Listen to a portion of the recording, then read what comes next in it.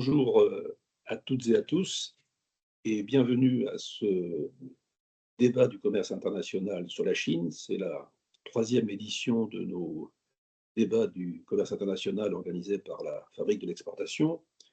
Le premier avait eu lieu cet été et portait sur la politique commerciale américaine. Nous en avons eu un il y a un mois, un peu plus d'un mois, qui portait sur la politique commerciale de l'Europe.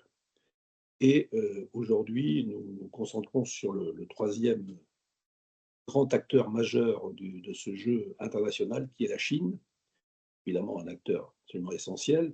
Et pour traiter ce sujet, nous avons la chance d'avoir David Bavrez avec nous. Merci David d'avoir accepté notre invitation.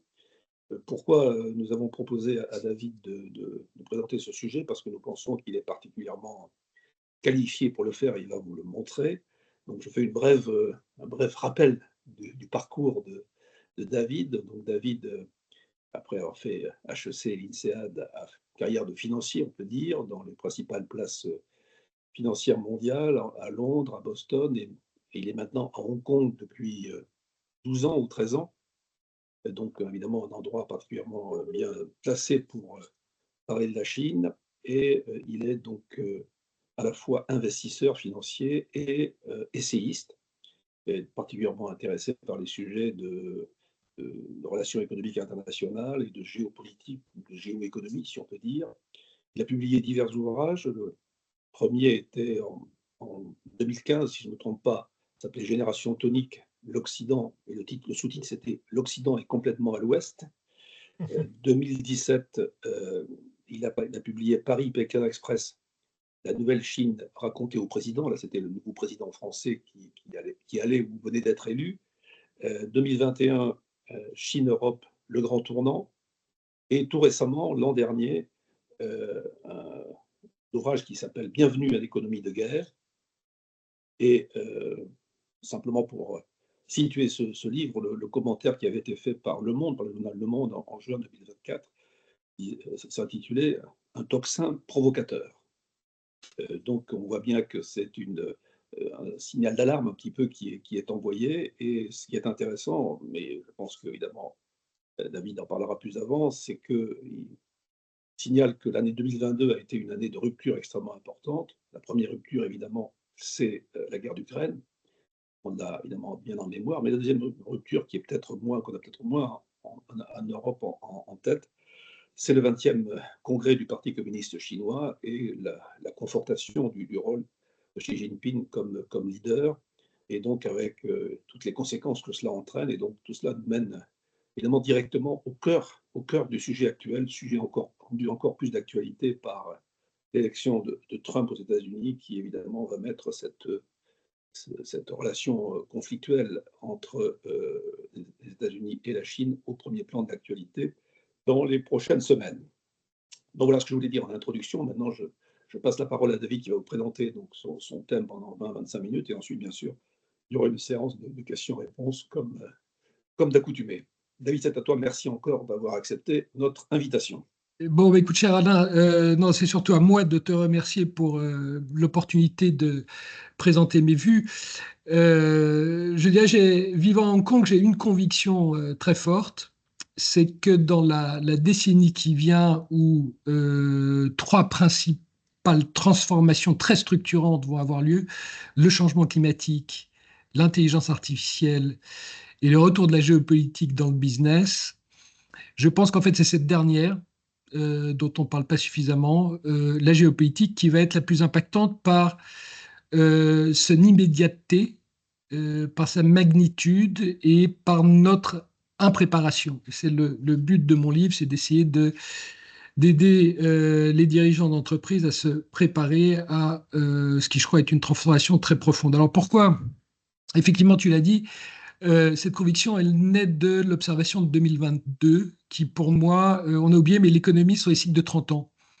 Et moi, quand j'ai commencé à travailler, c'était juste après 1989, et on a eu un cycle de 30 ans. jusqu'au Covid, qui était fantastique parce que c'était, surtout pour ceux qui font du commerce extérieur, c'était la liberté, c'était l'ouverture, c'était les échanges, c'était la sous-traitance, c'était du coup des coûts relativement bas, la déflation, la possibilité de s'endetter pour pas cher. Et donc, on a eu 30 ans de cycle glorieux.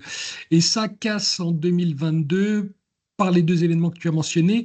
L'un étant, à mon sens, mal compris en Europe et le second étant ignoré. Donc, la guerre d'Ukraine, en fait, c'est marrant, en Hong Kong, on n'en parle jamais. On n'en parle jamais parce que c'est un épiphénomène de la vraie guerre, qui est la seconde guerre froide entre la Chine et les États-Unis. Derrière l'Ukraine, il y a les États-Unis. Derrière la Russie, il y a la Chine. Et donc, il y a ce piège de Thucydide entre numéro 1 et numéro 2, mais qui est très particulier parce que ce sont deux puissances qui font 6 à 700 milliards de dollars d'échanges annuels et qui donc sont obligés de s'entendre, ce qui n'était pas le cas dans les pièges de Thucydide précédents. Et du coup, il y a une nouvelle, un nouveau type de guerre, un peu sans précédent, qui est ce que j'appelle une guerre technotemporelle. C'est-à-dire que les États-Unis ont compris que ce 21e siècle il va être technologique. Et en fait, le deal que les US proposent à la Chine, en gros, c'est de dire toutes les technologies du 21e siècle, c'est pour nous. Vous n'y aurez pas droit. Donc, on vous la coupe. C'est ce qui est arrivé le 7 octobre 2022. Donc, par exemple, le 7 octobre en Asie, c'est pas du tout 2020. Chez nous, c'est 2023 avec le drame de Gaza. En Asie, c'est 2022 parce que c'est ce que j'appelle le Pearl Harbor. C'est le jour où les États-Unis, 10 jours avant le 20e congrès, ont coupé à la Chine l'accès à la technologie pour l'intelligence artificielle, les semi-conducteurs de haute technologie et ce qu'on appelle le quantum computing, donc la computation quantique, la puissance de calcul.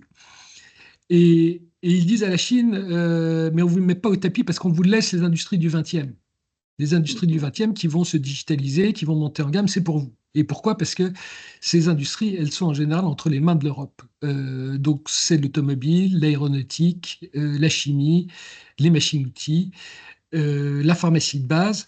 Et donc, vu de Hong Kong, moi je parle d'une Chine-Amérique qui en fait s'entend pour piller l'Europe. Et c'est là où nous sommes ce que j'appelle yéménisés, c'est-à-dire que de même que l'Arabie Saoudite et l'Iran se faisaient la guerre, vous faites jamais la guerre chez vous, vous faites la guerre dans une géographie tierce, en l'occurrence le Yémen. Aujourd'hui, Chine et États-Unis se font la guerre en Europe. C'est un peu comme au Titanic, premier arrivé au bar, premier servi. Donc ça, c'est le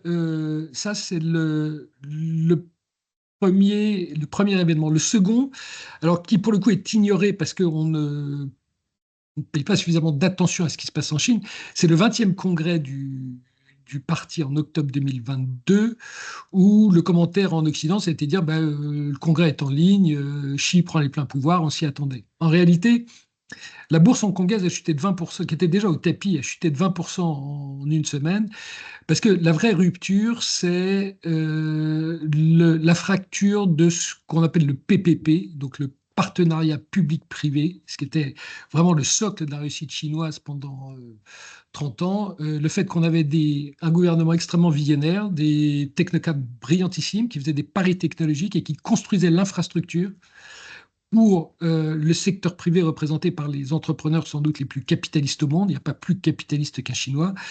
Et quand on mettait les deux ensemble, on avait 30 années glorieuses en Chine. Et là, ce qui casse, c'est que le président Xi dit le secteur privé, désormais, doit être sous contrôle étatique. Donc, l'analogie, c'est le cochon. Donc, le capital privé, désormais, c'est le cochon, c'est-à-dire que tu t'engraisses pour finir à l'abattoir. Et donc, nous avons ce phénomène très particulier qui est depuis octobre 2022, le stock de capital privé en Chine ne croît plus et toute la croissance chinoise est tirée marginalement par l'investissement public. Et donc, ça donne une croissance qui va plus être tirée par la croissance de la consommation intérieure, qui n'a pas accès à la haute technologie parce que les États-Unis l'ont coupé, et donc une croissance qui va être tirée uniquement par les exportations de surcapacité industrielle à perte subventionnées par l'État. Donc c'est ce que j'appelle le second choc chinois. C'est-à-dire qu'on a eu un premier choc chinois en 2001 quand la Chine est rentrée dans l'OMC, mais en fait c'est un choc qui nous a servi parce que la Chine faisait ce qu'on ne voulait plus faire, soit parce qu'on y trouvait des bas salaires, soit parce que c'était des activités très polluantes, et on a été en fait ravis de délocaliser en Chine. Là c'est très différent. C'est qu'aujourd'hui, la Chine vient et fait ce qu'on voudrait faire. Et tout le problème que nous avons, c'est que la Chine continue d'innover, donc c'est bien le laboratoire du monde et plus seulement l'atelier du monde. Mais en plus, donc c'est un modèle inédit que j'appelle l'innovation à faible productivité, ce qui pour nous paraît très bizarre parce que qui dit innovation dit gain de productivité. Là, en fait, on a incontestablement des produits très innovants, mais en plus, on a le président Xi qui dit, si c'est pour exporter, moi, le CAPEX, la nouvelle usine, je vous la paye, donc il n'y a plus de coût du capital, et le coût du travail, en 2024, c'est la première fois qu'on a les salaires qui baissent en Chine, en disant, pour que les produits soient extrêmement compétitifs au plan international, ce qu'on va faire, c'est qu'on va baisser les salaires. Et donc, vous voyez bien que si vous êtes une société occidentale, européenne en face, vous vous retrouvez au salon d'automobile à Paris, il y a quelques mois, où vous avez Renault avec une Renault 5 électrique à 35 000 euros, qui est en gros le prix d'une BM en 2019. Et vous avez en face BYD qui dit, écoutez, si vous avez 35 000 euros, moi j'ai l'équivalent d'une BMW. Et puis si par contre vous voulez une voiture bas de gamme comme la Renault 5 électrique, c'est 10 000 euros. Et donc, c'était si vous vous souvenez de la pub Fiat, moi ça remonte à 20-25 ans, il y avait quand Fiat avait sorti la Fiat Uno, il disait de la pub de la concurrence, c'était la concurrence, il y a moins bien mais c'est plus cher. Et donc c'est un peu ce que disent les Chinois quand ils se baladent au salon de l'auto et qu'ils regardent des voitures autour d'eux. Donc voilà pourquoi on est dans une rivalité systémique, à mon sens, c'est que véritablement on a un système qui est totalement différent du nôtre, qui n'est plus un système capitaliste, mais qui est ce que j'appelle un système néo-lénino-marxiste. Alors, euh, quelques mots sur ce qui se passe avec l'élection de Trump, parce que je crois que ce que je vous ai décrit jusqu'à présent était la vision des démocrates américains. Et c'est naturellement trop tôt pour être totalement affirmatif, mais on a des premiers signes que l'approche des républicains va être très différente. Et que ce que les démocrates ont défini comme small yard high fence, donc petit champ haute barrière, en limitant, en disant on va limiter notre confrontation seulement à un domaine très restreint, qui est la haute technologie, et sur lequel par contre on va mettre des barrières extrêmement hautes, puisqu'on va couper de manière totalement arbitraire l'accès à la technologie. Les républicains voient en fait la Chine progresser dans tout un tas de domaines, et en disant cette approche démocrate a laissé en fait beaucoup trop de champs libres à la Chine. Et donc, l'homme à surveiller, c'est Scott Bessent, qui est le futur secrétaire au Trésor américain, et qui a déjà, dans quelques articles de presse, annoncé la couleur. Et lui, c'est important pour nous tous qui faisons du commerce extérieur, lui dit en fait, alors Scott Bessent, pour ceux qui ne sont pas familiers, c'est l'homme qui travaillait pour George Soros en 1992 et qui a fait chuter la livre de 20% à l'époque. On considère aujourd'hui que c'est sans doute l'homme le plus brillant ou l'un des cerveaux les plus brillants en termes de compréhension monétaire. Et donc sa vision, c'est que l'ordre mondial ne sert plus les intérêts des États-Unis pour deux raisons. Et donc il faut le réformer. Et il y a deux raisons. Premièrement, il dit le libre-échange, la globalisation heureuse, c'est très bien quand vous êtes les États-Unis en 1945 et que vous construisez le système mondial avec le Japon et l'Europe qui sont des pays amis. La Chine est un pays non ami. Et donc, par définition, il arrive un moment où les volumes de commerce deviennent tels que vous créez une dépendance vis-à-vis de votre non-ami et que donc vous mettez en péril la sécurité des États-Unis, la sécurité d'approvisionnement. Et il dit, avec une Chine qui est 35% aujourd'hui du manufacturing mondial qui envisage d'être à 45% en 2030. Nous avons déjà franchi la limite qui menace la sécurité des États-Unis, donc nous devons stopper le système. Et puis, sa seconde remarque, pour dire que le système actuel ne marche pas, c'est qu'il dit, normalement, quand on fait du commerce, du libre-échange, l'avantage, c'est la division du travail. Cher à Ricardo, chacun se spécialise. Donc, on a l'optimisation des ressources mondiales, d'utilisation des ressources mondiales. Et en fait, si vous êtes le pays riche, le pays pauvre, comme il travaille, qui vous vend, il s'enrichit et à un moment, il peut acheter vos produits de pays riches. Et donc, les échanges finissent par s'équilibrer. Et là, Scott Bessent dit le refus chinois de développer sa consommation intérieure, de se concentrer, comme je vous l'ai dit précédemment, uniquement sur les subventions des exportations de surplus industriels à perte. Cette stratégie chinoise fait qu'on ne pourra jamais rééquilibrer le système et que donc il faut le casser. Et c'est la raison pour laquelle sa stratégie est ce qu'il annonce, alors on va voir s'il le fait, mais ça a l'air très sérieux, c'est d'escalader pour ensuite désescalader. Et donc il dit, ce que je vais faire, c'est que dans un premier temps, je vais escalader les tarifs douaniers, dont on sait que c'est stupide, ça marche pas, mais ça fait quand même très mal. Et de manière à ralentir la croissance chinoise et de manière à faire monter le dollar. Et à un moment, on aura, quand le déséquilibre sera suffisamment en faveur des États-Unis, ce qui va être le cas en 2025 et peut-être 2026. À ce moment-là, nous ferons un accord du type, donc sa référence, c'est l'accord du Plaza en 1985, où les États-Unis avaient forcé le Japon à réévaluer sa monnaie de 40% et avaient tué la compétitivité chinoise. Et aujourd'hui, ce que veulent les États-Unis, c'est booster artificiellement le dollar. En 2025, où les États-Unis, il y a une spécificité financière, c'est que les États-Unis doivent refinancer. Les États-Unis ont maintenant 33 trillions de dollars, donc 33 000 milliards de dollars de dette, ce qui est absolument phénoménal. Et ils doivent en refinancer 7 000 milliards, donc près de 25% en 2025. Et donc, ils doivent attirer toute l'épargne mondiale vers les États-Unis en 2025.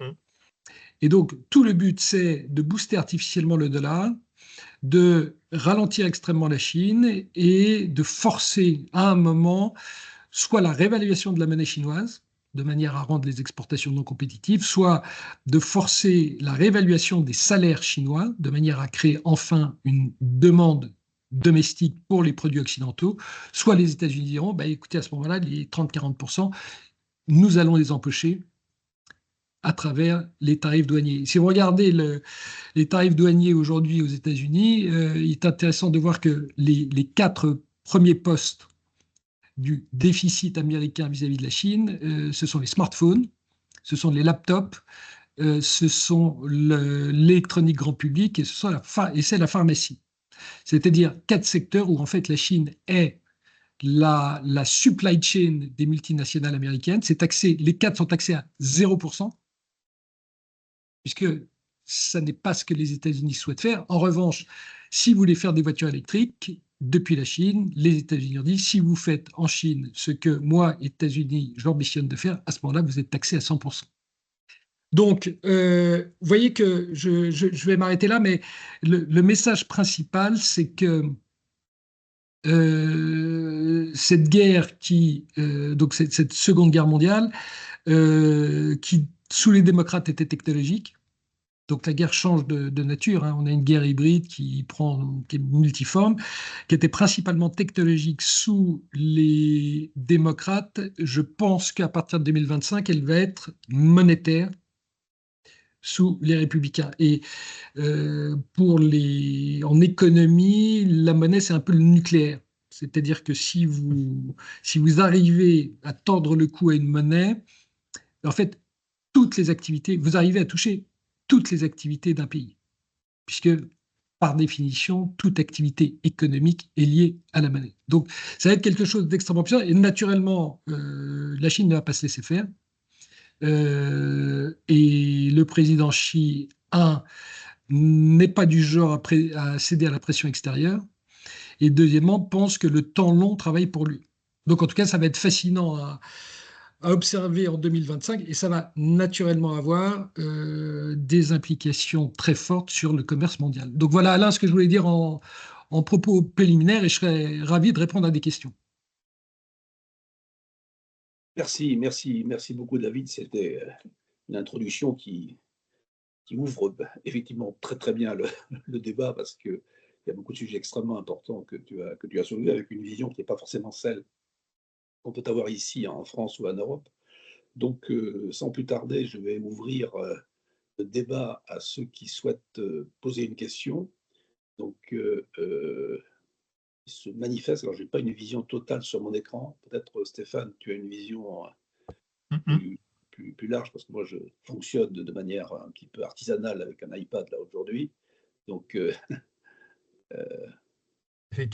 Alors, j'ai une vision plus, effectivement, c'est là, on est 35 personnes connectées d'ailleurs, et donc vous pouvez poser vos questions soit sur le chat et enfin la conversation, et on pourra, Alain ou Sylvia ou moi, on pourra les relayer, ou lever la main et on pourrait prendre la parole en direct. alors moi, je vais peut-être commencer par une première question pour chauffer la salle virtuelle. Euh, Tu as beaucoup insisté sur la relation évidemment clé entre États-Unis et Chine et ce qui va advenir dans quelques semaines, enfin avec tous les risques que ça comporte.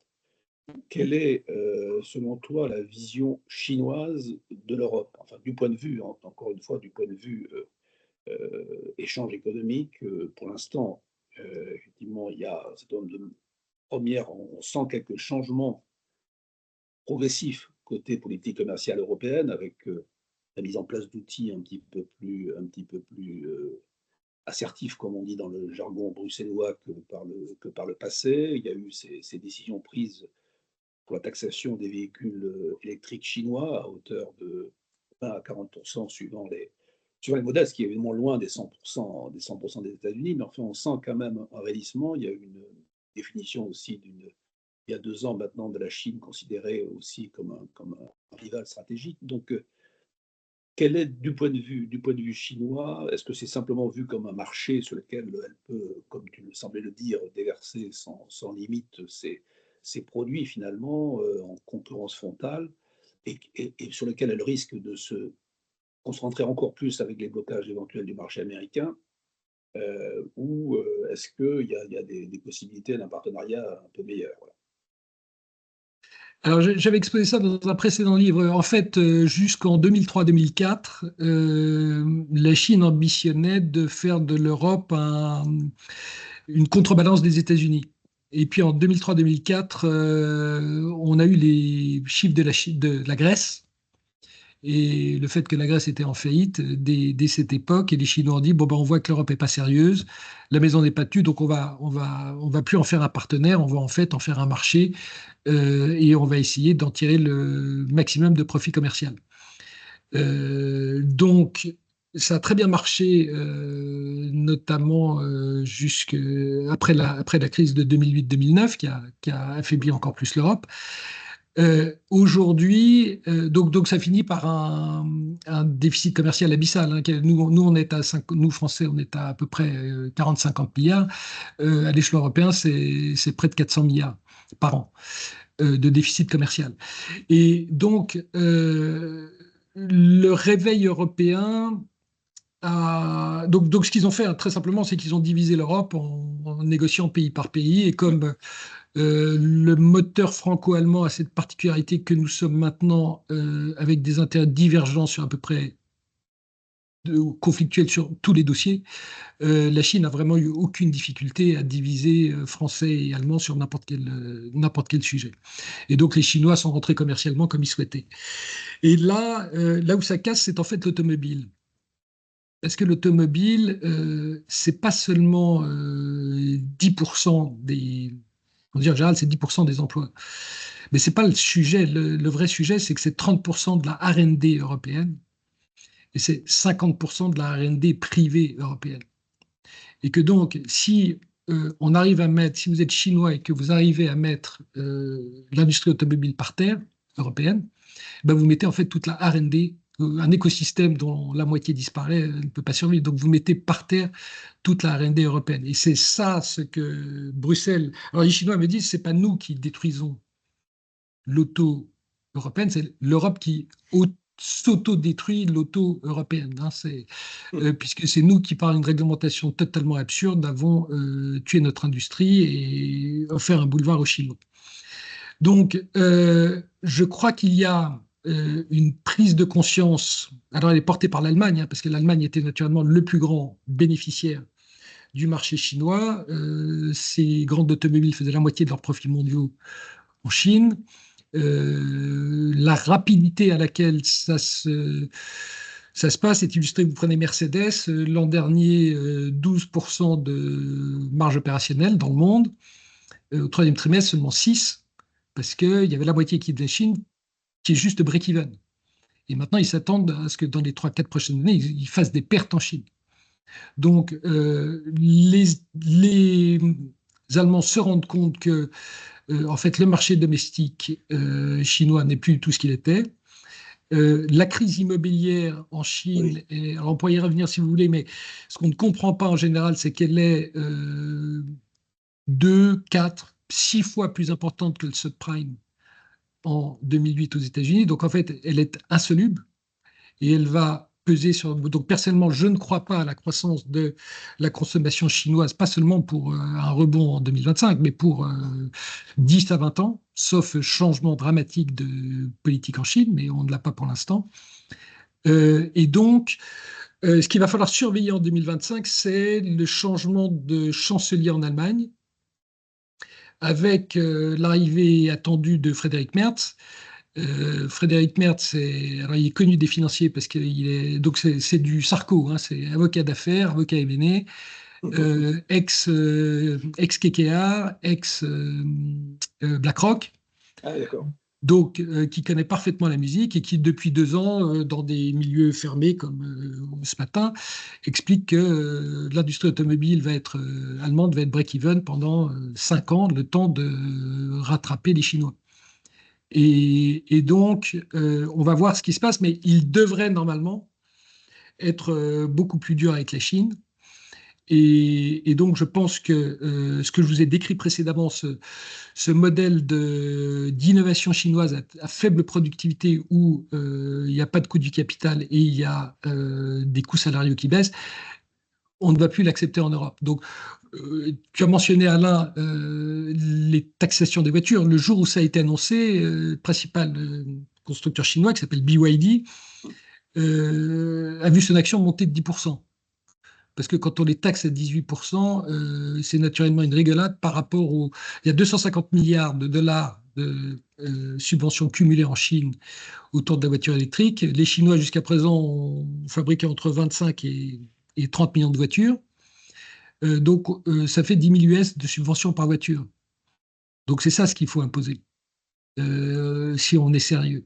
Et là où c'est d'autant plus dangereux, c'est que le marché chinois, si on cherche un consommateur qui a, mettons, à peu près 3 000 US de revenus par mois, L'Oréal vous dit il y en a 100 millions. Le marché adressable de L'Oréal pour ses produits entre guillemets, de luxe occidentaux, c'est 100 millions. Donc, quand on a vendu 25 millions de voitures, si vous prenez papa-maman et un enfant unique, vous avez déjà couvert 75 millions de personnes. Donc, la Chine a encore 1 ou 2 années de marché de la voiture électrique à 30-50 000 US comme chez nous.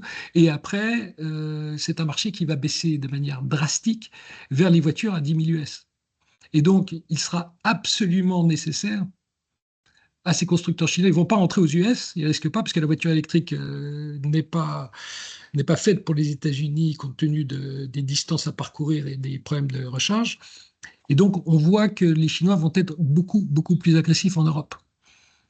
Donc, pardon, je suis très long dans ma réponse, mais l'action point, c'est que malheureusement, surtout compte tenu du fait qu'on n'a pas de gouvernement, ce n'est pas nous qui risquons peser à Bruxelles. Le commissaire à l'industrie qu'on a obtenu n'a aucune compétence en la matière, donc c'est pas lui qui va peser. Pardon, je suis très direct, mais donc je partage ce point de vue. et ce qu'on voit, juste la dynamique européenne telle qu'elle m'a été décrite, hein, c'est que les Allemands aujourd'hui, donc l'entourage de Frédéric Merz est déjà en discussion avancée avec l'Italie, le gouvernement de Mélanie, parce que toute l'Italie du Nord est en fait la sous-traitance de l'Allemagne, pour une coopération économique en relation avec la Pologne pour la défense européenne, puisque tout le but de l'Allemagne, c'est que ce qui va changer, c'est que l'Allemagne va faire un déficit public beaucoup plus important que d'habitude. C'est ce que Frédéric Merz va obtenir de sa population, et entre autres pour relancer une industrie de la défense qui va être la reconversion de l'industrie automobile thermique. Et puis enfin, une Allemagne qui se tourne vers la Scandinavie pour les gains de productivité en disant, je vous rappelle le rapport Draghi, vous prenez la Suède sur 20 ans, a les mêmes gains de productivité que les États-Unis. Donc on n'est absolument pas foutu en Europe. C'est juste que si on a un financement d'une retraite par capitalisation avec des fonds de pension qui sont des professionnels, eh bien, ils financent les vraies bonnes boîtes, et un cerveau européen n'est pas moins productif qu'un cerveau américain. Ça n'existe pas, j'y crois pas. Donc voilà pourquoi cette dynamique européenne, c'est pour ça que 2025 elle va être vraiment intéressant, hein, y compris pour l'Europe, parce que c'est un peu le... moi, ce qu'on me dit, c'est que l'Allemagne dit on a fait l'agenda 2010 en 2000, on a mis 10 ans pour revenir. Là, on doit faire l'agenda 2030 et on doit faire en 5 ans ce qu'on avait fait à l'époque en 10 ans. Donc aujourd'hui, l'Allemagne est au tapis, mais a, contrairement à ce qui se passe en France, une volonté très très ferme de revenir au plus haut niveau. Très bien. Sylvia, tu as une question? Il y a une question dans le chat aussi. Oui.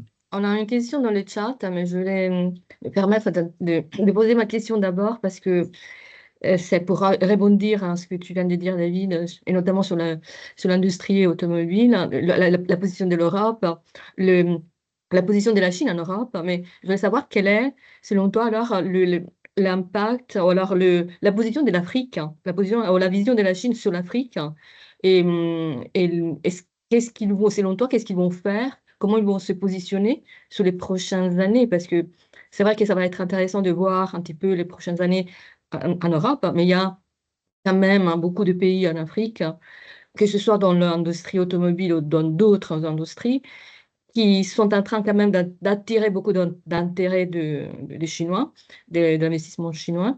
Et selon toi, alors, la position de la Chine dans tout ce contexte géopolitique, qu'est-ce que ça va porter? Qu'est-ce que ça va donner? Alors, l'Afrique, il faut toujours faire attention, hein, 54 pays, mais il y en a économiquement, il n'y en a qu'une dizaine qui comptent. Moi, j'ai une vision malheureusement négative. Et en fait, une vision, c'est pas seulement l'Afrique, hein, mais c'est dans tous les pays émergents pour la décennie qui vient, parce qu'ils sont pris en sandwich par la Chine-Amérique. C'est-à-dire que le président Trump rajoute dans les 10 prochaines années 7500 milliards de dette américaine à la dette déjà existante de 5, 6, 7% du PNB. Donc, gardons en tête que les déficits budgétaires américains actuels au XXe siècle n'ont eu lieu que pendant la Première Guerre mondiale et la Seconde Guerre mondiale. Donc c'est pour ça que je dis qu'il y a une accélération c'est pour ça que mon livre s'appelle Bienvenue en économie de guerre. Il y a une accélération de l'entrée en économie de guerre des États-Unis. Au même moment, si on investit en Afrique, c'est pour de l'industrie. Or, ce que je t'ai décrit précédemment, Sylvia, c'est ce modèle économique chinois d'exportation subventionnée de surcapacité industrielle à perte. Une des principales victimes, c'est l'Afrique. Donc, je dis en fait, le Sud global voit son développement volé par l'industrialisation forcée de la Chine et la financiarisation forcée des États-Unis. C'est la raison pour laquelle je m'attends plus à dans la décennie qui vient, je m'attends plus à des conflits nord-sud qu'un conflit est-ouest. Parce que ce que je vous ai décrit entre les États-Unis et la Chine, la réalité, c'est qu'ils vont trouver un moyen de s'entendre. Et je ne sais pas comment où va se trouver l'équilibre, mais il va y avoir un équilibre in fine. En revanche, qui va défendre les pays du Sud? On parlait du Sud global. Moi, pour moi, ça fait partie des éléments clés qu'il va falloir observer en 2025. C'est la COP30 au Brésil, à Belém. Parce que c'est à la COP que le Sud global, représentant 85% des CO2 représentés, dit mais pourquoi on écouterait les 15% de CO2 représentés par l'Occident qui en fait nous a refilé toute cette pollution. Et donc, je m'attends plus à une rébellion à un moment de ces pays du Sud parce que je ne vois pas comment ils vont pouvoir se développer si toute l'épargne est aspirée par les États-Unis et si la Chine, effectivement, passe de 35 à 45% de part marché mondial industriel d'ici 2030. Donc, il va être très difficile. Et on le voit bien sur les marchés financiers où, à quelques exceptions près, comme par exemple l'Inde, qui a été, mais je ne sais pas si l'Inde est dans le Sud, les bourses des pays émergents ont très mal fonctionné par rapport à la bourse américaine. Ok. Bon, merci. Dans une autre conférence, Ludovic Subran, le chef économiste d'Alliance, et juste avant les élections américaines, brillantissime, il faut l'écouter. Oui, tout à fait. Et il évoquait exactement la même chose que toi sur la captation à venir de l'épargne, on va dire, européenne et mondiale vers les États-Unis, attirée par des perspectives de revenus supplémentaires. Il parlait même d'argent, on va devenir l'Argentine. On va dire voilà. C'est pour ça que nous qui exportons, il va falloir faire extrêmement attention aux monnaies. Ce qu'on a vu en Argentine, je pense qu'on va le voir dans d'autres pays. Donc, il va falloir faire très attention quand on vend à un pays, de prendre en compte le risque de change parce que c'est pour ça que je vous dis que cette géopolitique, elle est violente, elle est immédiate. Et sa magnitude est beaucoup plus importante que, en réalité, l'intelligence artificielle va délivrer, ça je suis sûr, mais enfin, c'est pas en 2025, ça aussi j'en suis sûr. Et le changement climatique, nous l'étalons dans le temps. Donc, la géopolitique, ça vous pète au nez tout de suite. Demandez aux gens, je ne sais pas s'il y a des gens du Cognac qui nous écoutent ce matin, mais eux, ils pourront vous témoigner qu'en 2024, ça pète tout de suite. Il y a Bruno Hamann qui, je crois, a une question, peut-être qu'au lieu de que je la lise sur le chat, peut-être que Bruno, vous pouvez la poser en direct. Oui, bonjour. Merci bonjour. Pour votre intervention et vos réponses. La question que je me pose, c'est quelles sont les réponses possibles de la Chine aux menaces, je l'ai mis entre guillemets sur le chat parce que je ne sais pas si c'est des menaces ou des annonces des États-Unis. C'est une très bonne question parce qu'effectivement, la Chine est en position d'extrême faiblesse aujourd'hui. Vous savez, officiellement, la croissance est de 4-5%. Moi, ce que je regarde, ce sont les revenus fiscaux du gouvernement. Ils sont en baisse à fin septembre, ils sont en baisse de 2%.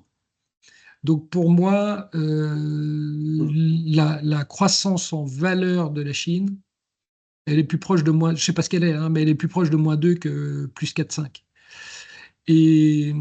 Et donc, ce n'est pas du tout les terres rares. La Chine a, je ne sais pas si vous avez vu, il y a 15 jours, 3 semaines, la Chine a dit on coupe 2 terres rares aux États-Unis. En réalité, les États-Unis avaient importé 0 de ces 2 terres rares depuis le début de l'année. Donc, ce n'est pas le sujet.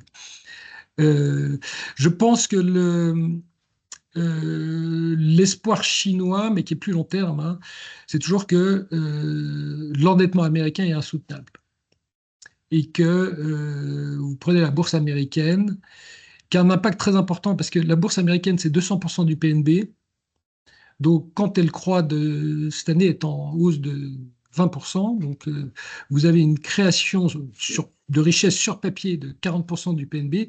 Mettons qu'il y ait la moitié des Américains qui possèdent... que les Américains possèdent la moitié du marché, vous avez une création de 20% du PNB. La consommation, c'est 70% du PNB. Donc, vous avez quasiment 30% de votre croissance potentielle de par cette création de richesse, avant même de parler d'immobilier. Donc, l'effet richesse aux États-Unis est phénoménal et il marche dans les deux sens.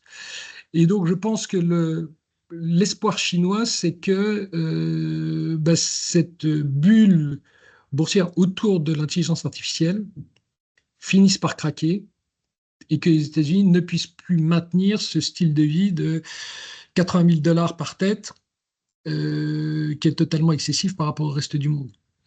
Donc ça, si vous voulez, c'est l'espoir. À court terme, là où la Chine tient les États-Unis, c'est si les États-Unis tiennent la Chine par le high-tech, la Chine tient les États-Unis par le low-tech. Et donc, moi, je pense que ce qui va se passer, c'est que ça va être un mix un peu de tout. C'est-à-dire que la Chine va dévaluer de manière aussi contrôlée que possible sa monnaie.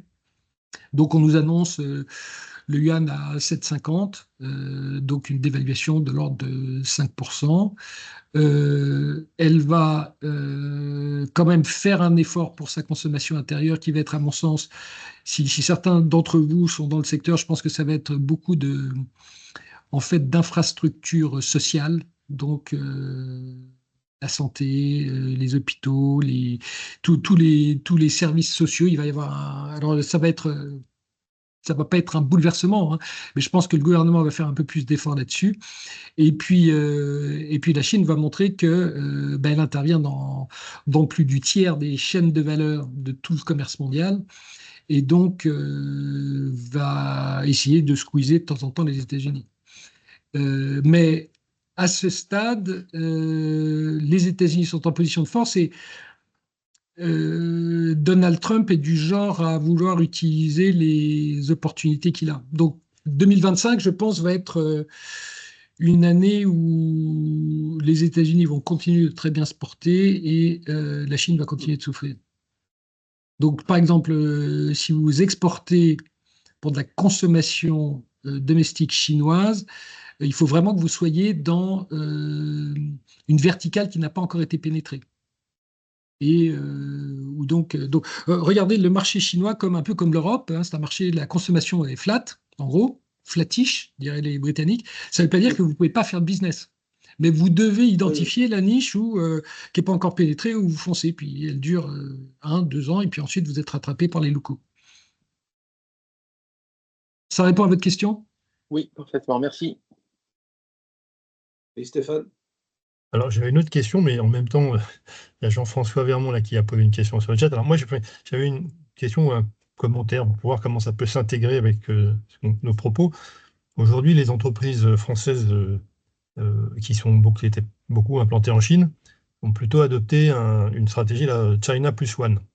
Voilà, donc elles restent, et puis elles vont dans le China Plus One, elles vont au Vietnam, en Indonésie, voilà, pour produire ou alors coproduire. Voilà.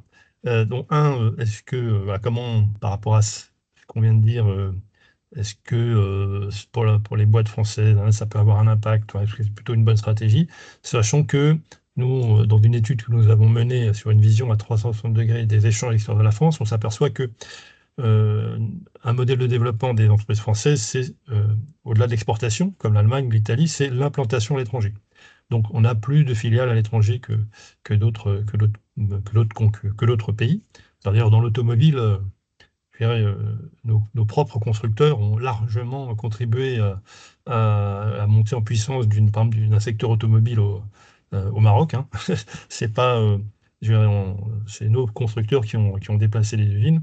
Voilà. Est-ce que donc il y a China Plus One pour un certain nombre d'entreprises qui étaient implantées totalement en Chine, et puis le fait que nos entreprises finalement se développent plus par l'implantation que par l'export, par rapport aux Allemands, aux Italiens ou aux Espagnols. Est-ce que D'accord. Alors, moi, ma vision, c'est que la frontière n'est pas géographique aujourd'hui. C'est pas la Chine contre l'étranger. La vraie frontière, elle est entre capital privé et capital étatique. Et que donc, il faut tourner la menace en opportunité. Hein. C'est ça notre business. Hein.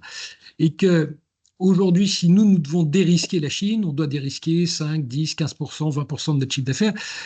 L'entrepreneur privé chinois doit dérisquer 100% de son chiffre d'affaires. Il n'a qu'une envie, c'est de sortir de Chine. Et donc, on a une communalité d'intérêt. Enfin, chacun a son histoire avec sa société, la Chine, mais d'une manière générale, ça fait 20 ans qu'on travaille avec des entrepreneurs privés qui sont parmi les meilleurs du monde. Naturellement, les journaux vous parlent tous les jours des horror stories, mais ça fait 20 ans aussi qu'on a des succès incroyables.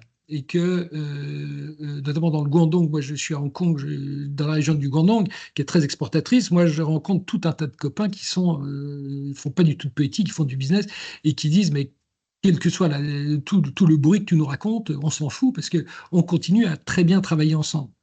Donc cette commonalité d'intérêts, il faut qu'on l'exploite.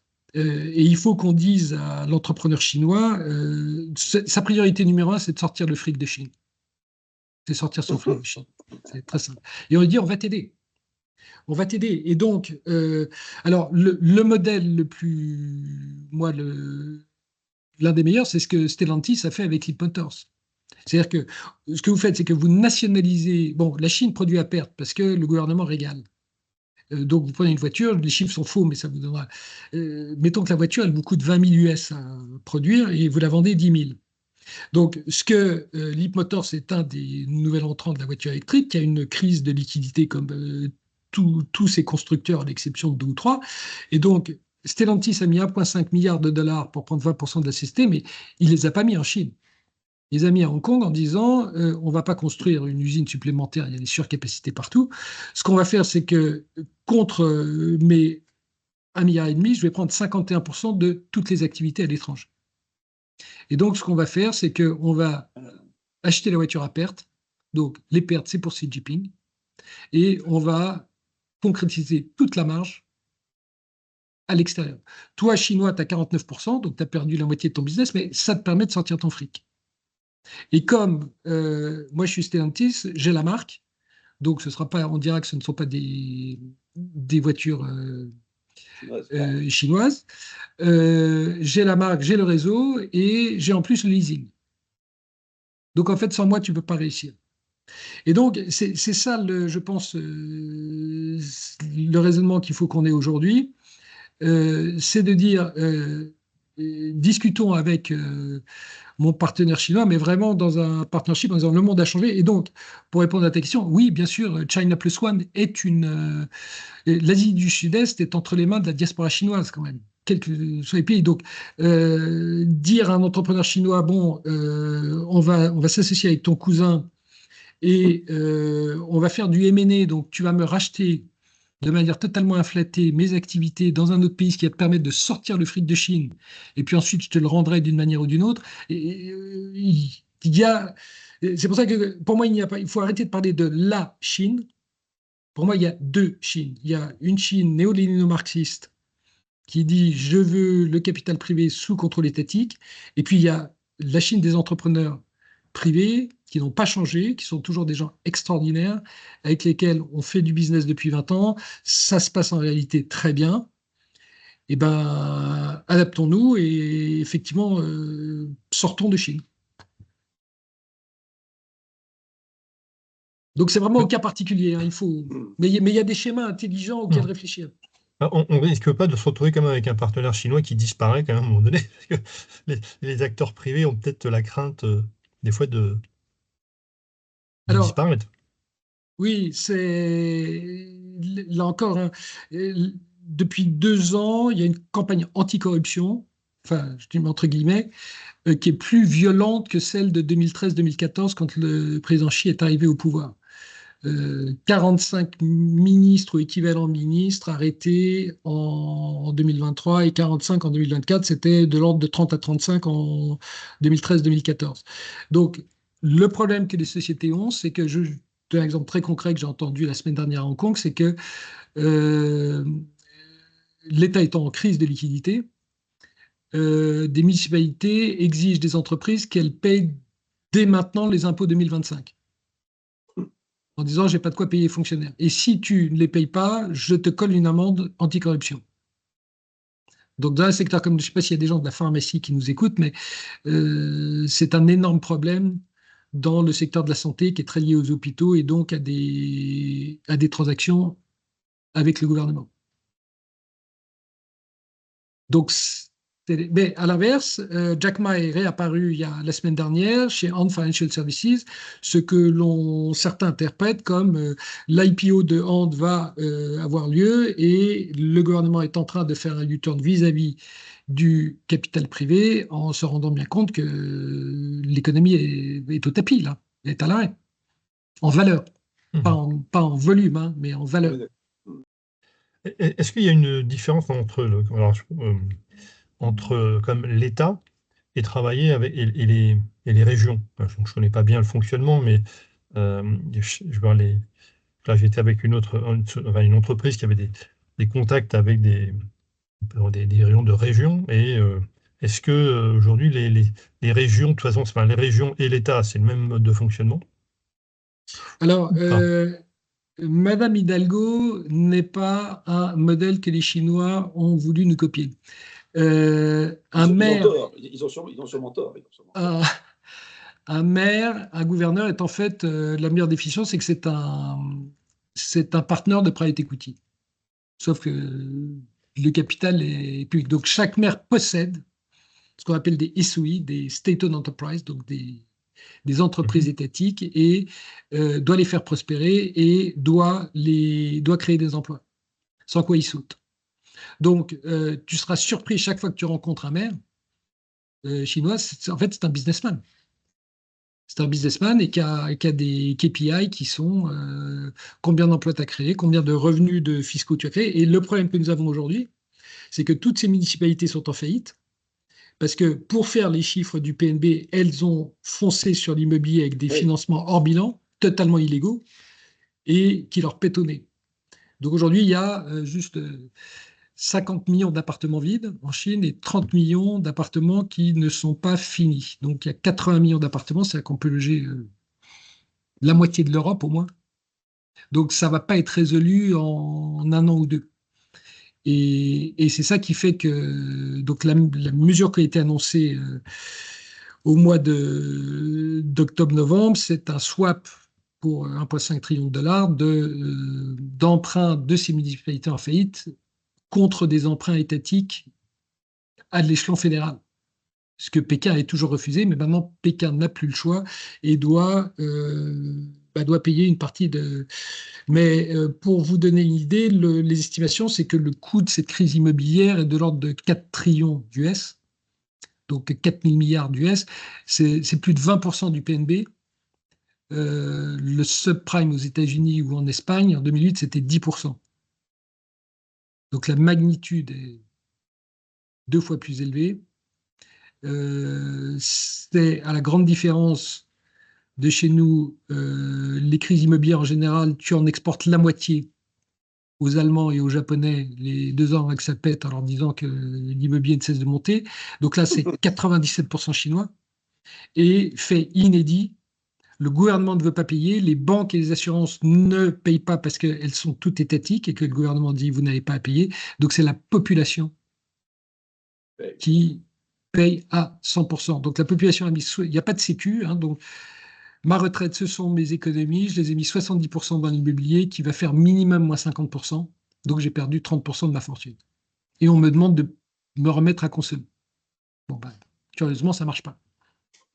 Donc voilà pourquoi je suis très négatif et les taux d'intérêt réels sont les plus élevés au monde puisqu'il y a un taux de mortgage, c'est de l'ordre de 3 à 3,5 quand la déflation officiellement est de 0, mais ce qu'on appelle le PPI, donc les prix à la production font officiellement moins 2, en réalité ils doivent faire moins 4. Donc tu empruntes à 3,5 et l'inflation est moins 2, moins 4, le taux réel est entre 5 et 700 points de base. Donc c'est un peu comme si en France, pour acheter un appartement, on empruntait à 10%. Bon, si demain on dit que quand tu achètes un appartement, tu empruntes à 10%, les prix de l'immobilier ne vont pas rester stables.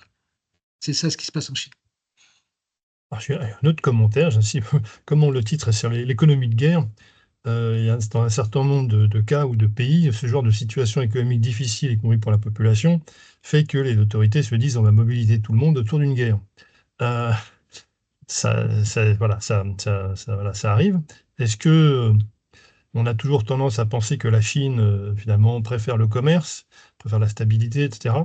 On s'est quand même un petit peu peut-être trompé dans le cadre de son soutien à l'Ukraine.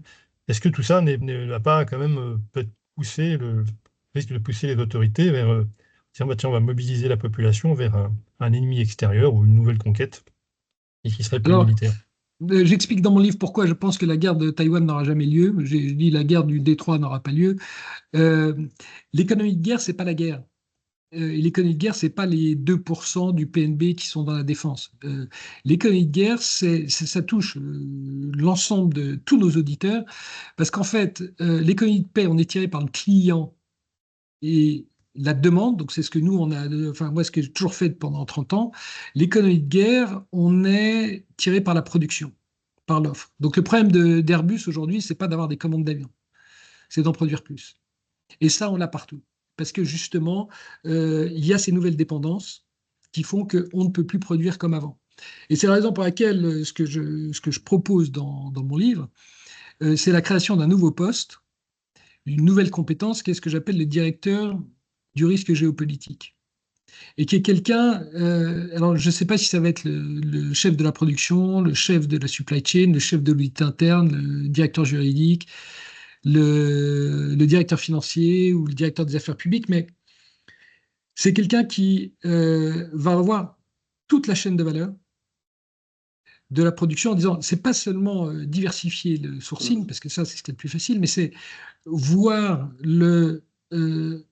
la supply chain faire une revue stratégique, donc ce que par exemple l'automobile n'a pas fait avec les semi-conducteurs au moment du Covid, donc c'est pour ça qu'ils n'ont pas eu de semis pendant 2 ans. C'est sécuriser la logistique, donc arrêter de squeezer CGM en bas de cycle en disant on leur fait faire des pertes, et donc avoir une approche partenariale en disant ben, on voit bien que la mer Rouge peut péter, donc si d'autres régions pètent, ben, comment on fait pour que vous me garantissiez quand même une certaine capacité.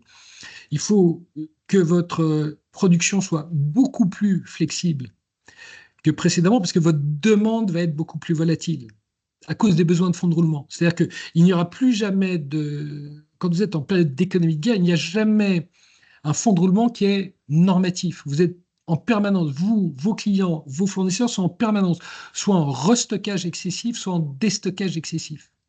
Et donc, ça fait que financièrement, il faut que vous ayez des lignes de crédit de vos banquiers beaucoup plus importantes qu'avant, de manière à ce que vous puissiez restocker stratégiquement à un moment si c'est intéressant. Et si vous vous plantez,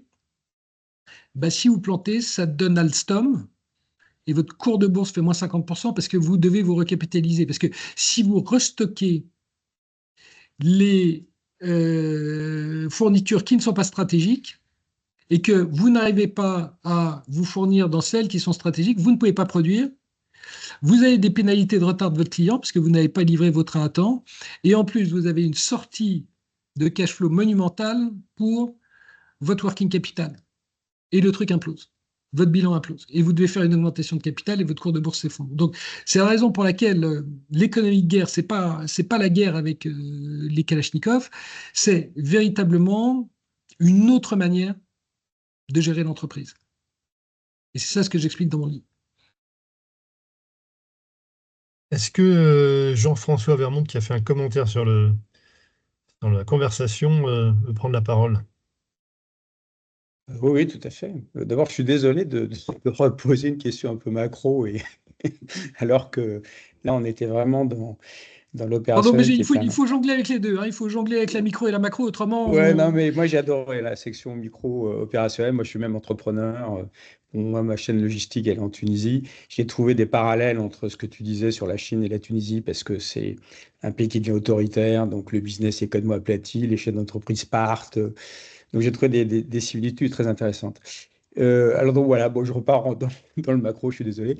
À partir des éléments que tu as donnés, est-ce qu'on peut faire une lecture inverse à titre de scénario dystopique ou je ne sais pas autre? C'est-à-dire, les États-Unis sont très très mal. Ils sont sur un bail explosif de dette, une bulle à venir sur l'IA, etc. La Chine est sur une économie subventionnée à un taux de malade. Donc, on sait très bien, en voyant les ex-pays de l'URSS, comment ça se termine. Nous, l'Europe, on est complètement flappy, on est habitué à une croissance molle ou rien du tout, on est en voie même peut-être d'appauvrissement. Donc, on présente moins de perspectives pour les entreprises américaines et les entreprises chinoises. Donc, au final, celui qui va s'en sortir, c'est le plus pauvre. Alors ça, ce serait merveilleux, hein, parce que ce serait Robin des Bois, mais malheureusement, j'y crois pas. Il y a un proverbe chinois qui dit quand les gros maigrissent, les maigres meurent. Et je ne vois pas autant je vois. Je ne veux pas sous-estimer le Sud global d'un point de vue lobbying politique. Et donc, il va falloir qu'il y ait un rééquilibrage. On ne peut pas avoir 350 millions d'Américains qui vivent avec 80 000 US et une large partie de la population et 6-7 milliards de gens qui vivent dans ce qui potentiellement, au moins en partie, est la misère. Donc je dis, si c'est ce qui, je dis à mes amis américains, je dis, je ne sais pas combien Ben Laden a laissé d'enfants, mais c'est peut-être 50, 60, 70. Il y en a bien 2-3 qui vont reprendre le business familial et qui vont aller aux US et qui vont descendre de tour.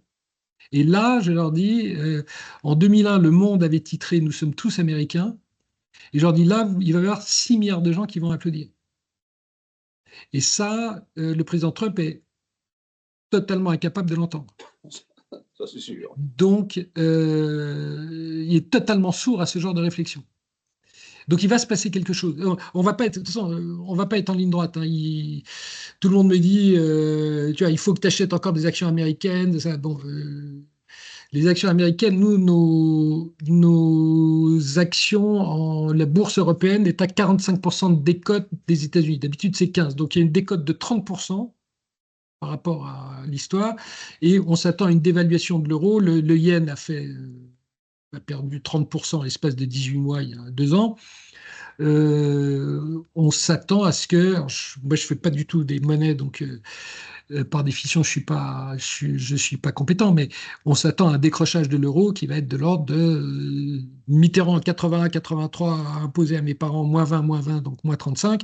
On va avoir un décrochement de l'euro normalement de l'ordre de moins 20, moins 30%, qui servira aux Allemands à retrouver leur compétitivité.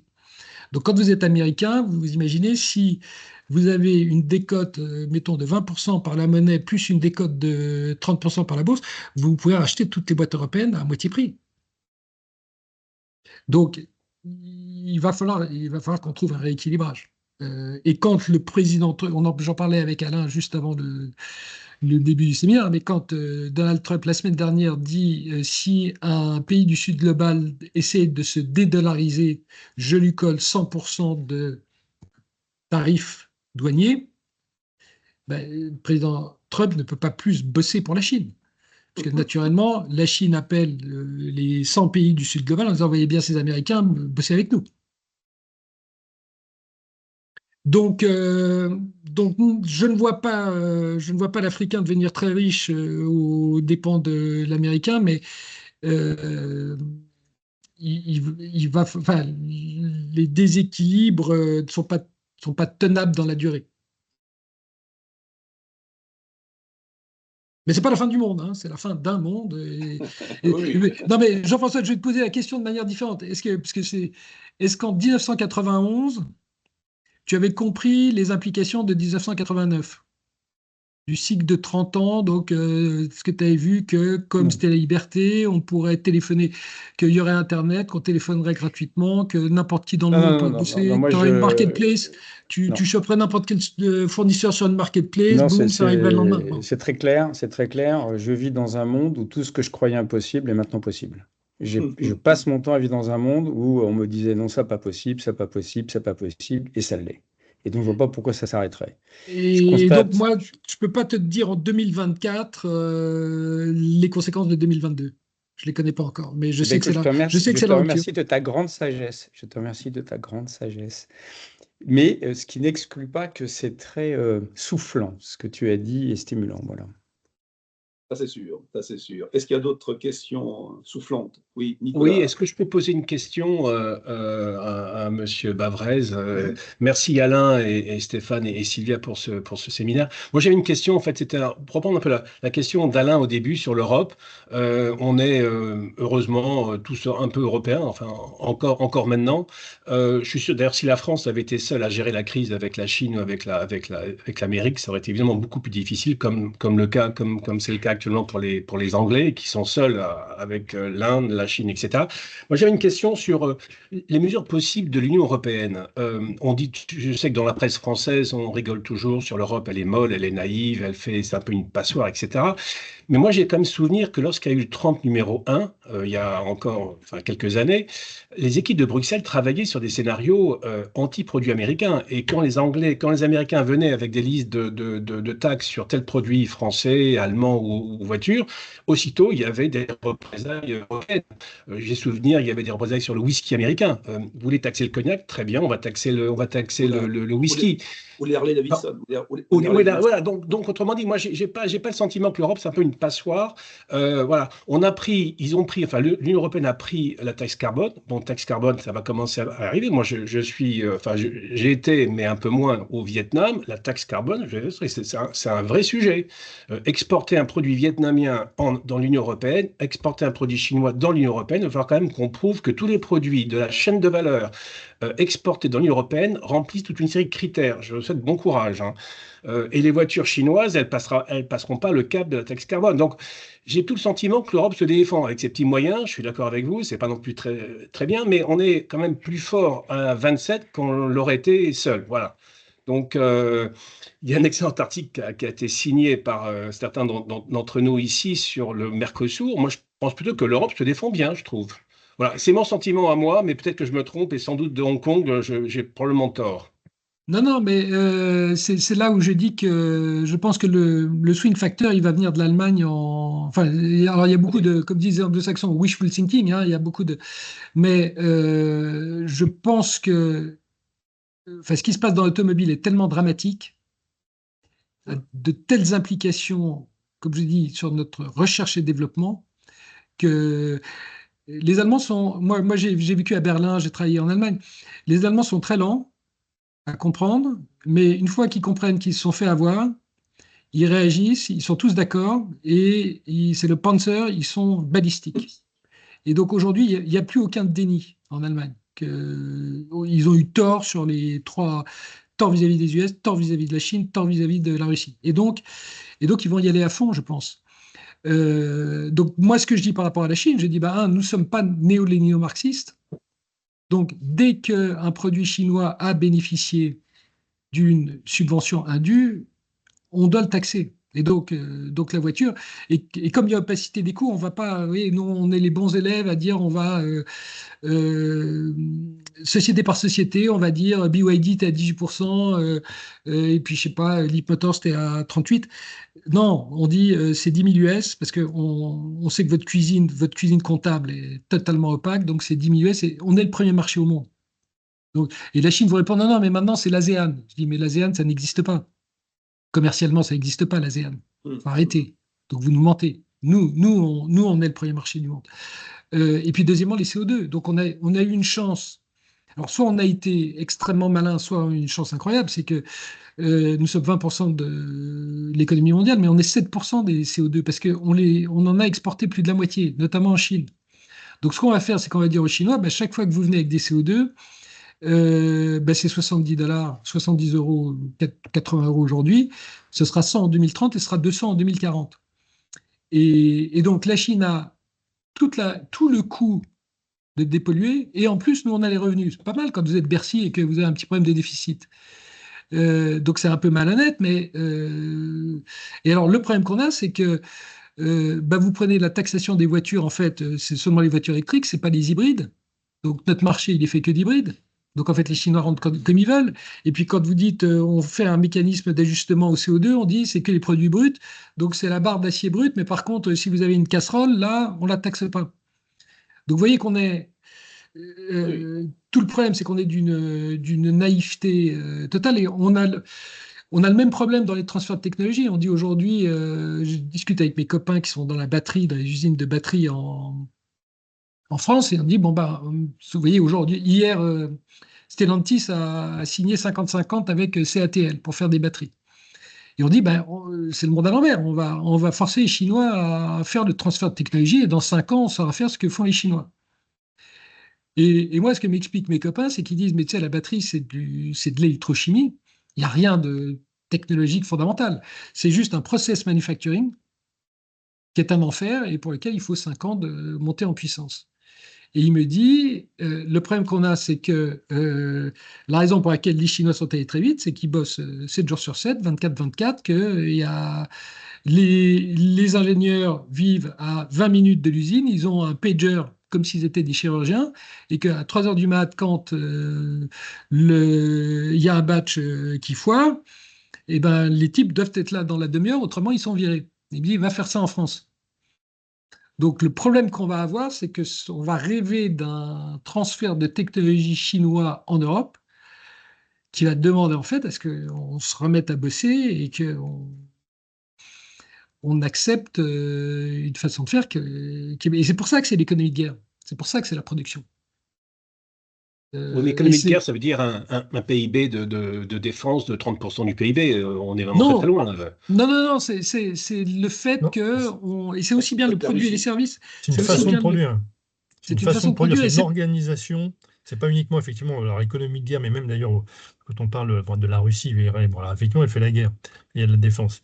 Mais c'est-à-dire qu'à un moment donné, comme pour faire les Allemands, c'est-à-dire qu'à un moment donné, tu as toute une économie qui est focalisée sur... sur la production, comme disait aussi David. Le problème que vous avez, c'est que... Ça peut être les batteries ou autre chose. Vos cash flows depuis 20 ans sont fondés sur... Enfin, vos cash flows, nos cash flows, faiblesse et zéro stock. Donc, y compris l'armée. Vous savez, l'armée, j'ai fait une conférence au groupement des entreprises de l'armée et il y a un patron à la fin qui est venu me voir et qui m'a dit mais ce que vous avez dit c'est exactement ça. J'ai dit mais même vous étiez en économie de paix parce que vous n'avez pas de stock. Et un des patrons m'a dit j'ai reçu un coup de téléphone du ministère 10 jours après l'invasion de l'Ukraine en disant je suis désolé mais je suis obligé de saisir tous vos stocks. Et il leur a dit vous pouvez y aller, j'en ai pas. Donc zéro stock et zéro trésorerie. Avec le Covid, on s'est aperçu qu'il fallait avoir du stock et de la trésorerie. Que ce qu'il a dit, c'est que comme l'armée ne me payait pas des avances, je ne pouvais pas avoir de stock, c'était pas possible. Oui, mais pour acheter des équipements militaires, il faut de l'argent, donc il faut des impôts, il faut que les Français ou les Européens acceptent de ne plus partir en vacances, mais de financer une partie de leur loisir en plus d'impôts, plus de taxes, parce qu'il faut de l'argent pour financer des avions, des bases militaires. Je leur ai expliqué, je leur ai dit, ça leur a fait plaisir que les retraités étaient passés de 7% à 14% du PNB en 30 ans. Il y avait 7 points de PNB qu'eux, ils voulaient juste passer de 2 à 3. Donc sur les 7, ils pouvaient bien en reprendre un. En disant retraités, autrement, OK, vous ne serez plus défendus. Mais pour ça, nouveau pacte social. Nouveau pacte sociétal, on protège le futur du passé et on arrête de protéger le passé du futur. Oui, je ne suis pas sûr qu'on soit... Donc l'éducation, on met le fric dans l'éducation comme en Asie. En Asie, une famille dépense 15% de ses revenus dans l'éducation. Chez nous, c'est entre 2 et 3. Alors qu'on adore nos enfants et que c'est les actifs les plus précieux au monde. Oui, mais effectivement, tout ce que tu dis, je pense, nous éclaire et nous montre aussi le fossé qui existe encore. Mais sur l'Europe, je vais être très positif sur l'Europe. Parce que depuis, j'ai plein d'enfants de copains qui viennent me voir à Hong Kong. Alors mes copains sont des expats, donc ils ont vécu en général Europe, US, enfin Amérique et puis Asie. Et donc c'est que des enfants super brillants qui ont fait de super études, ils peuvent tout faire. Et je leur dis où est-ce que tu as envie de bosser? Et depuis 2 ans, ils disent l'Europe. Alors je leur dis mais t'es taré, l'Europe c'est foutu, tu lis pas les journaux, etc. Et en fait, aux US, il n'y a plus la liberté de penser à cause du wokisme, qui dans les universités mais les top universités, Ivy League, ravage. Et en Chine, vous n'avez plus la liberté d'agir, puisque le capital privé, vous ne pouvez plus créer votre boîte. Le seul endroit où il y a encore la liberté de penser et d'agir, c'est l'Europe. Et donc le problème, c'est la responsabilité de cette liberté. Et la meilleure critique que j'ai eue de mon livre, c'est un entrepreneur génial, un Français qui est en Asie du Sud-Est, qui a 30-35 ans, et qui m'a dit, écoute, j'ai lu ton bouquin d'une traite un week-end, absolument génial, mais tu es vraiment totalement à côté de la plaque. On voit que tu n'y comprends absolument rien, puisque tu n'arrêtes pas dans tes recommandations de faire référence à des entreprises, des partis politiques, des banques, des organisations, que des institutions auxquelles ma génération ne croit absolument plus. Donc, tu n'as pas compris que nous, la manière dont on va réformer le système, c'est pas du tout tous les trucs que tu mentionnes, mais on va fonctionner par projet. Donc, il dit, moi, la manière dont je recrute pour ma boîte, c'est que je le mets sur les réseaux, il y a ce projet à faire pour 9 mois, et tous les gens viennent, on fédère, on fait le projet, puis après, les gens repartent, ou on les met sur un autre projet. Et donc le télétravail a énormément influé en ce sens. Il n'y a plus de corporate culture comme il y avait historiquement. Et donc, la génération, là où je suis très confiant, c'est que cette génération de 20-30 ans va inventer un style de vie, un mode de vie et un mode de travail qui va être totalement différent du nôtre. Et quand vous regardez, je discutais avec des gens d'Orange sur la stratégie, des gens de la stratégie d'Orange, la question qui se pose sur l'intelligence artificielle en disant, bon, en 2030, là, ça ne marche pas du tout, mais en 2030, ça finira bien par marcher. Donc, on va avoir des gains de productivité déments. Sans doute, le 5e jour de boulot va péter. Et qui va en profiter? Qui va récupérer les gains de productivité? Parce que quand vous prenez la première révolution de l'Internet, c'est pas les boîtes qui ont récupéré la productivité. C'est Facebook. C'est Facebook qui n'existait pas et qui a bouffé. On a gagné 1 heure par jour et cette heure de productivité, boum, elle est allée sur les réseaux. Une boîte qui n'existait pas sur les réseaux. Et donc c'est là où c'est fascinant, c'est que on voit bien qu'il va y avoir des gains de productivité phénoménaux pour toutes les activités de recherche, tout ce qu'on fait, y compris des boulots à très forte valeur ajoutée. Mais qui va en profiter? Qui va garder le gain de productivité? Qui va le monétiser? Passionnant.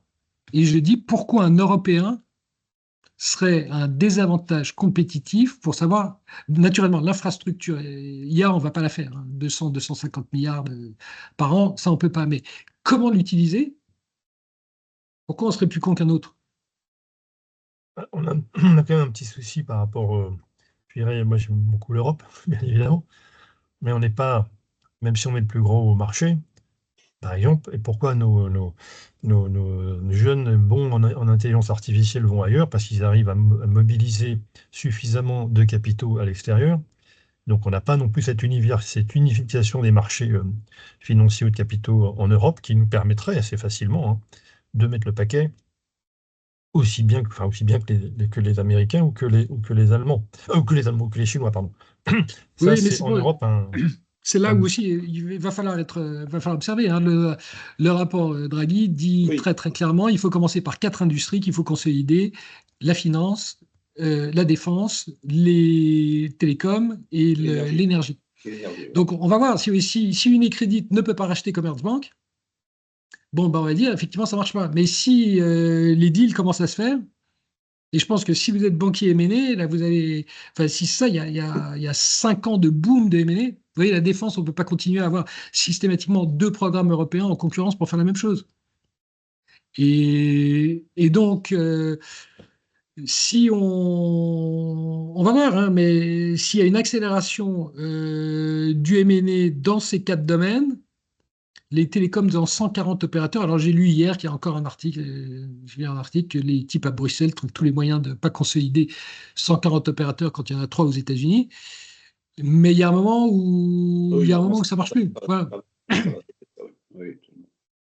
Ok, merci beaucoup. Est-ce qu'il y a une dernière question? On a très largement dépassé l'horaire, mais je pense que Oui, pardon, je suis désolé, je suis beaucoup non, trop mais long c'est dans pas de mes problème. Au contraire, réponses. Il c'était faut parce que m'arrêter. et d'ailleurs, je vois que tout le monde est resté, donc ça prouve que c'était absolument passionnant, ce qui était prévisible. On est allé d'ailleurs finalement au-delà du sujet chinois, finalement, parce que le sujet chinois, il nous interpelle dans beaucoup de domaines, finalement. Alain, Il nous interpelle à nous.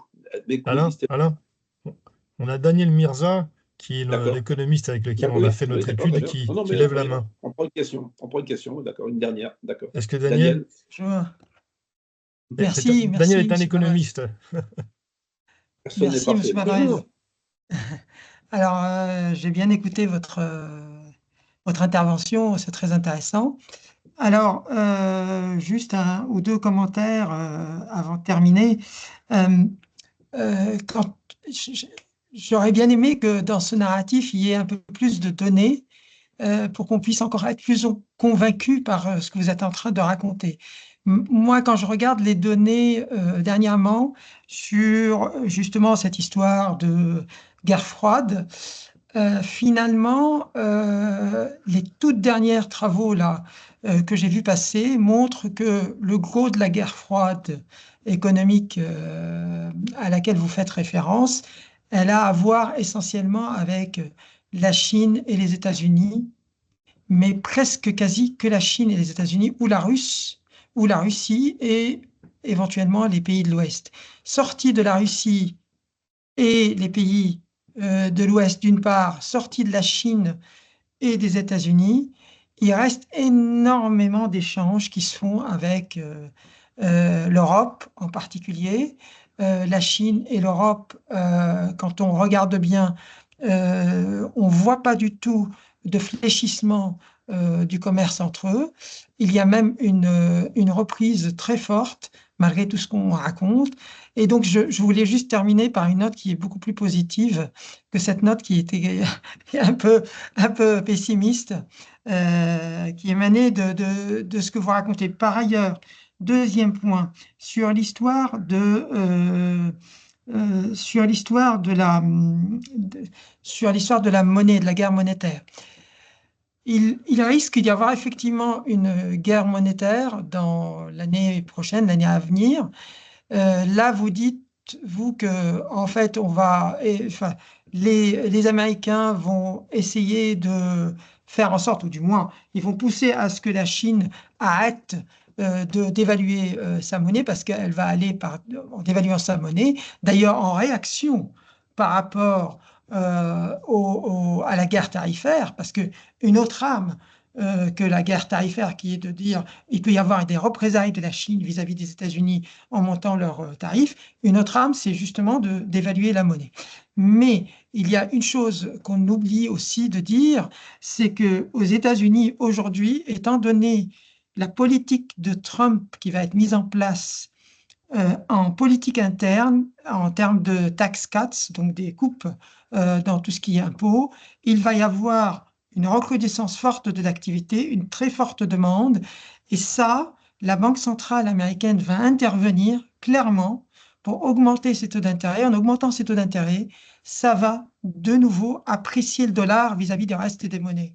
Et donc, le dollar va s'apprécier par ailleurs en réponse à l'économie américaine, à ce qui se passe à l'intérieur de l'économie américaine. Et ça, finalement, tout l'effort qu'ils auront fait en augmentant quelque part leurs tarifs, leurs droits de douane, va être quelque part réduit, ou du moins en partie, par cette appréciation de leur propre monnaie. Donc, moi, je pense qu'il va continuer, juste pour terminer là-dessus, il risque d'y avoir une guerre qui va continuer effectivement demain entre la Chine et les États-Unis, ça c'est sûr. Un point. Deuxième point, l'Europe là-dedans peut être, quelque part, peut ne pas être affectée, voire même peut bénéficier de ce qui se passe entre la Chine et les États-Unis, juste parce que, et pour la Chine et pour les États-Unis, quand ils voient que leur prix des biens qu'ils importent l'un de l'autre deviennent plus chers, ils vont se tourner vers le reste du monde et en particulier vers les Européens. Donc, il faut faut ne pas trop rendre j'allais dire le tableau noir il y a, en ce qui me concerne, je pense que, enfin, je reste pas trop pessimiste par rapport à ce qui est en train de se passer. Voilà. Alors, première remarque, merci de me dire que je n'ai pas cité suffisamment de chiffres parce que dans mon livre, chaque phrase a au moins un chiffre et mon lectorat n'arrête pas de me dire arrête de nous bombarder des chiffres en permanence, c'est illisible. Donc, je vous rejoins tout à fait, une idée, un fait, un chiffre. Donc, si vous lisez mon livre, vous verrez que si vous aimez les chiffres, lisez mon livre, je pense que vous serez rassasié. Deuxième point, oui, sur le commerce mondial. Je confirme. Sur le commerce mondial, tout à fait d'accord. J'ai une étude de DHL de la semaine dernière qui prouve que moi, je ne crois pas du tout au reshoring et il y a un ralentissement de la croissance du commerce mondial, mais je ne crois pas du tout à la décroissance du commerce mondial. La distance moyenne parcourue par un produit continue d'augmenter. Donc, je crois que là, on se rejoint. Dernier point, sur les États-Unis, je crois qu'on est tout à fait en ligne. Hein. Comme je vous ai dit, il y aura une escalade avant une désescalade. Toute l'idée américaine, c'est de commencer par faire monter le dollar. Là où, par contre, je serais moins optimiste que vous, c'est que je pense qu'il y a un gros risque pour l'Europe d'être pris en tenaille par les États-Unis en disant c'est très simple, soit tu t'alignes totalement sur moi vis-à-vis de la Chine, soit je te mets des tarifs. Donc vous prenez le hollandais, vous avez le choix, ASML, vous ne vendez plus une machine à la Chine et les tarifs pour les produits hollandais aux États-Unis sont de 0. Si vous vendez, je vous colle du 20%. Et ça, c'est un danger que nous courons de manière à ce que les États-Unis disent à la Chine, en fait, le méchant, c'est l'Europe, c'est pas nous. Donc ça, il va falloir faire attention. Voilà, écoutez, merci beaucoup, merci David. Je crois vraiment que c'était absolument passionnant. Je crois que je traduis le sentiment général et en tout cas, ça nous conduit à nous poser beaucoup de questions. Je vous encourage aussi évidemment à lire le livre de David que j'ai lu il y a quelques mois quand il est sorti et qui est extrêmement stimulant comme on peut l'imaginer à écouter son auteur. Voilà, donc merci encore, merci à vous tous pour votre participation ce matin et nous aurons donc une prochaine séance au mois de janvier, fin janvier, certainement sur un autre sujet intéressant aussi, je pense, puisque je sais qu'actuellement David se trouve à Londres, c'est qui sera sur le Royaume-Uni et la stratégie post-Brexit dite du Great Britain, du Global Britain, pardon, donc d'essayer de développer des relations autonome avec toutes les zones du monde, et voir 5 ans après, un petit peu où on en est, on ne mène pas cette stratégie-là. Voilà, merci à tous. Bonne fête pour ce qui s'approche à tous et à très bientôt. Et merci Grand encore. merci. À très bientôt.